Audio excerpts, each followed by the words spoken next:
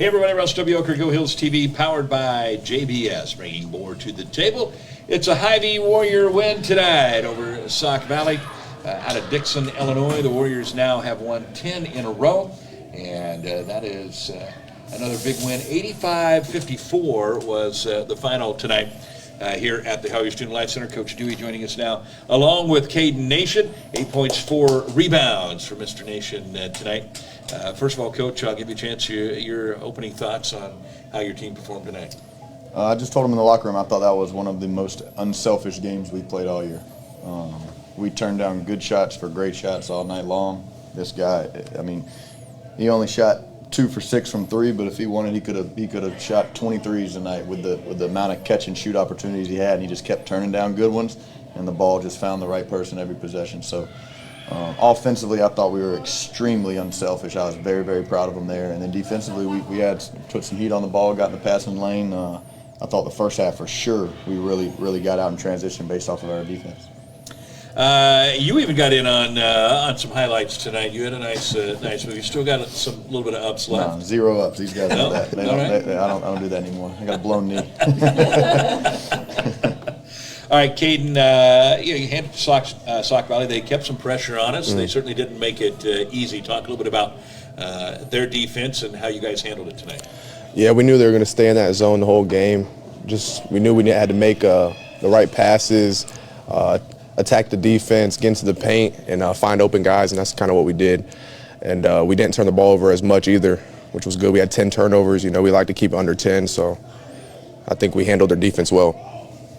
Another good night for J.B. Chagas. He has really come on and is showing the player that you guys as a coaching staff have been telling us as Warrior Nation that's in there. And we've been seeing it a lot of late, a double-double for J.B. He's really difficult for people to deal with inside. He's a big fella. Yeah, he is a big human being. We've kind of been banged up in practice the last week. Kayden's had to get some reps at the 5 recently, so he knows how big of a guy he is and how hard he is to guard. But when he throws that big body around, he can really make some stuff happen. So he's starting to come along at the right time. He's just got to keep taking it one day at a time. And I'll give Coach Solo a lot of credit. He works with him every day down in the gym in the mornings, and he gets extra workouts nearly every single day. JV does. He after practice, these guys can attest. He's in there shooting free throws every single day. I don't know what he shot today, 4 for 7 from the free throw line, but he's putting the work in, and it's good to see that it's showing. Good to see Jamal Intizami back in the lineup and just kind of picked up about right where he left off as far as he is a force on the boards as well, and did a nice job for you there tonight. What is his status overall? Is he fully released? Or you're easing him back in? Will he have the mask the rest of the year? Mask the rest of the year, I believe, but he is ready to go. We gave him some spot minutes today. He played so well, I kind of just left him in a little bit more than what I anticipated, but going into the game, I wanted to play him anywhere between 5 and 8 minutes. I think he got right around 14, so he just plays well, man. He plays the right way. He missed a bunch of chippies at the rim, but I keep telling these guys I'm not worried about the missed layups and the missed shots because they just played the right way today, and that's what I'm most proud of. Well, Quentin Perkins, I mean, you have so many guys that can shoot the basketball. You just, from night to night, it seems like somebody's always got the hot hand. At one point, he was 5 of 5 from three-point land. Finished the game with 24 points. Just your depth out there when everybody's healthy. We talk about it a lot, but it was on display big time, obviously, tonight. It's good to see the ball go in for Q because he's another guy that gets extra workouts in every day. Him and Trey, Coach Rakes, were in here this morning before shoot-around, and they do it every day before practice. They get an extra workout in. Him and Trenton Walters, I go down there, and whether it's 9 a.m., 10 a.m., 11 a.m., anytime in between their classes, they're in there every single day getting extra reps in and getting shots up, and it's good to see it come to fruition in the game. Well, Sauk Valley is a team that in the past has snuck up and beat us before. They're always very well coached, and you have to come out ready to play. You talk about a full game, and it certainly looked like you were ready to go from the tip tonight. Yeah, I was proud of them. We had a good week of practice. The last 2 days weren't as good as the first 2 days this week of practice, so I was a little bit worried, and I put it on them to see how they would come together as a team and as a group and as a unit and as one. And I told them this game is gonna tell a lot about who we are, because we didn't have the best practice yesterday. We didn't have the best practice the day before. The 2 days prior, I thought we had 2 great practices, especially this guy. This guy's been stringing along about 2 weeks of really, really, really locked in, focused, going as hard as he can, practices. And then the last 2 days, everybody kind of let up, and it was disappointing. But it was good to see them bounce back and show up on game night and just do it together. That was what I'm most proud of. We put TTE on the board before every game. That's total team effort. And I thought we did that on both sides of the floor tonight. Kayden, talk a little bit about, Coach talked about passing up a good shot for a great shot. When you're on the floor, obviously you don't want to be timid and all that. So how do you balance that? How do you know when it's the right time to let it fly? Yeah, we all trust each other, and we all know we can score the ball. So whenever we do see an open man, we pass it to them because we trust that they're going to make the shot. And when we have the open shot, they trust us for us to take it. So we kind of just trust each other, and that's how we play. A.T. Manuon continues to get minutes for you, and he's dynamic. I mean, the kid is a highlight reel at times. He looks like he's having a lot of fun out there. Share with us a little bit about A.T. He looks like he could be a character too at times, maybe. He's a big kid, is what he is. But we all love him, and he's turned the corner these last couple of weeks in practice, which is why he's earning more minutes. And he's probably our most vocal guy. Would you agree with that? Yeah, for sure. In practice every day, he's probably our most vocal guy. Now, he's going to have a challenge when Amante comes back from injury, because Amante is usually our most vocal guy. But AT's picked up that slack, and for him to do that as a freshman, I'm really proud of him. He's starting to show some maturity. But still, I mean, as soon as the practice is over, he's right back to being a big kid. What update can you give us on Amante? He's close. He's very, very close. Hoping he's ready to go for this Triton game on Wednesday. All right, well, let's talk about Triton. That's going to be at least a top 10 matchup. We'll see what happens over the weekend. It could be a top 5 matchup. Mm-hmm. They're playing as good as anybody in the country. We're playing probably as good as anybody in the country. But we got to go on the road.